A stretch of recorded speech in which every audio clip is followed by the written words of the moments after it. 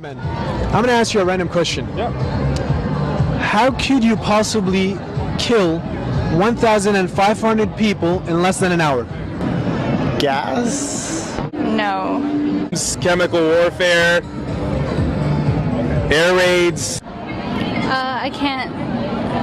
Unless you use some nuclear weapons. Less than an hour? A bomb? Why would you kill over 1,000 people? That's an awesome question.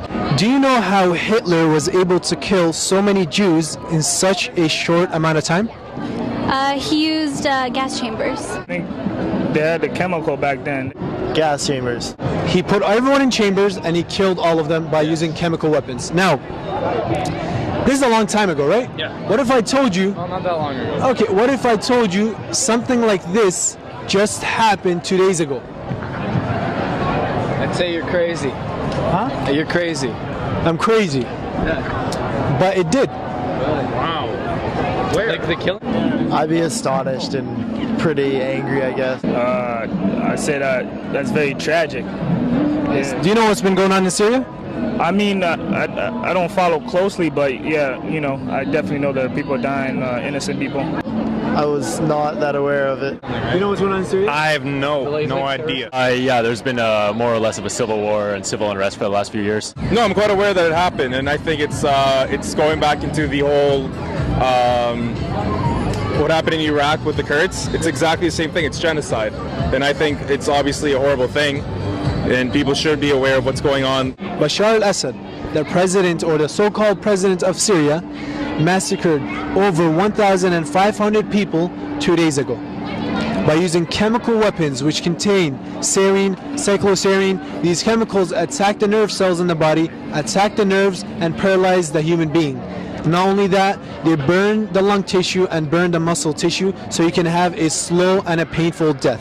Now, I know this is a lot to hear and this is rough, but I would like to take your permission to show you a video of the after effects of the chemicals. No blood, nothing, and I want to see what your reaction would be. Is that okay with you, ma'am?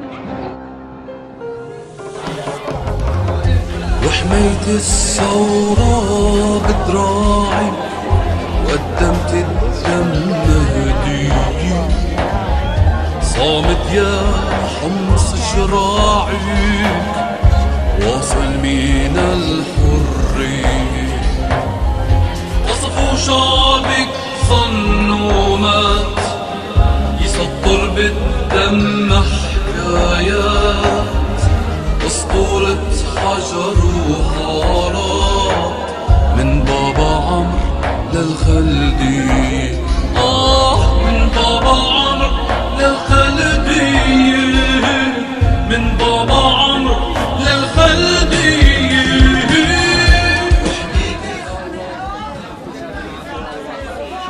I was just about to walk away because it's just too much.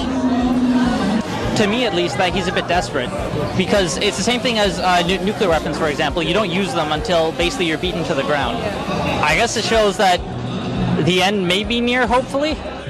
He is killing. He's absolutely a monster. He's worse than a Hitler, I can say. And I have nothing to do with Syria, but humanity is calling me to intervene, to say something which is absolutely the right thing to do. You think something like this is legal? No, of course not. The countries that possess the veto power, what do you think they're doing about this now? Nothing. I'm guessing nothing. Russia and China have been supporting Bashar al-Assad for the past 2 years, ma'am. And do you know how many people have been killed in the past 2 years? In the past 2 years, over 100,000 people have been killed by Bashar al-Assad's forces. What do you say about that? In a Canadian comparison, that's like Southern Ontario being wiped out. And Obama mentioned that he will only intervene if Bashar al-Assad crosses the red line.